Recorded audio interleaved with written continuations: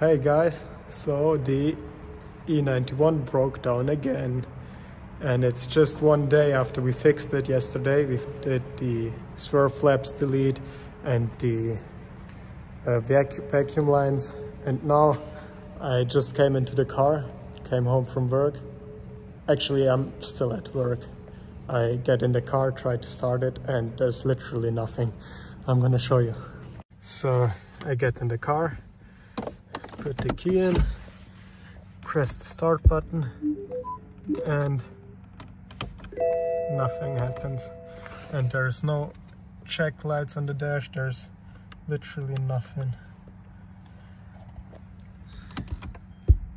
See, nothing. And yeah, I press clutch and brake, but it won't start. So after that, we already checked the battery sensor, the IBS sensor. We tried to knock on the starter, but that didn't help. Now we're gonna check the starter with connecting the wires from the starter and see if the starter spins. And if it spins, that means the starter is good and we have another problem. But yeah, we will see what's wrong with it. Okay, now we removed the cabin filter and the plastics because we thought we can jump the starter solenoid from here somewhere, but we didn't find the right cable. So we used our method. We took a screwdriver and we shortened the big wire here from the starter with the smaller one, and the engine still wouldn't turn over.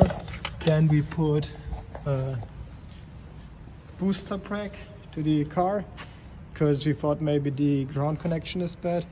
We placed the right one on the, obviously on the plus terminal, and we placed the ground connection like directly to the head of the engine, in this case the oil filter housing.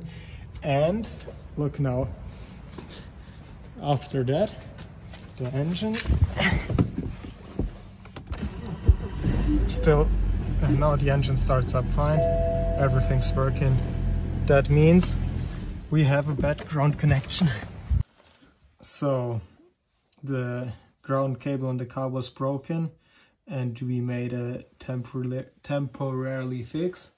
We made a new ground cable. I mean, it's not perfect, but it's gonna work, I guess. It's literally just cables, and then we put them all together. Put this on one end, and this end we're gonna just put the bolt right here. I know it's not perfect, and it's just temporarily, so I can use the car for the weekend. And tomorrow we will gonna get a good cable, like a good ground cable, but we're gonna try if that's gonna work for now. Yeah, so if you're in this situation and you don't want to call the tow truck, just make a cable yourself. Should work fine.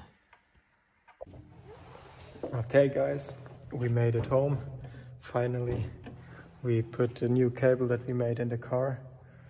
And yeah, the car runs fine now, but that's really just a temporary fix because this is no good. Don't do this. Just do this if you really need to fix it right now to get somewhere. But keep in mind, when you do stuff like that, that's pretty dangerous because you need to make sure that you have a thick enough cable, because otherwise it will get pretty hot and you can burn your car probably. I'm gonna show you how we did it. Look, that's the cable that we put in, and we used the original place to mount it on the engine mount, but we didn't have a jack with us and we couldn't get the cable where it needs to go, like down there. below the car, and that's why we put it here. We scratched off a bit of the paint so we have good contact, and then we put a nut on here. It's just a plastic nut because the stud on the frame is just for plastic nuts on this point, and we didn't make the cable long enough to go on this ground point. That's why we put it down there. And yeah, it worked out, but how I said, tomorrow I will buy a new cable because that's not a good fix for the long term. That's really just short-term fix to get the car home, to don't stay stranded. And it's pretty late now. I'm really tired of this. How late is it here?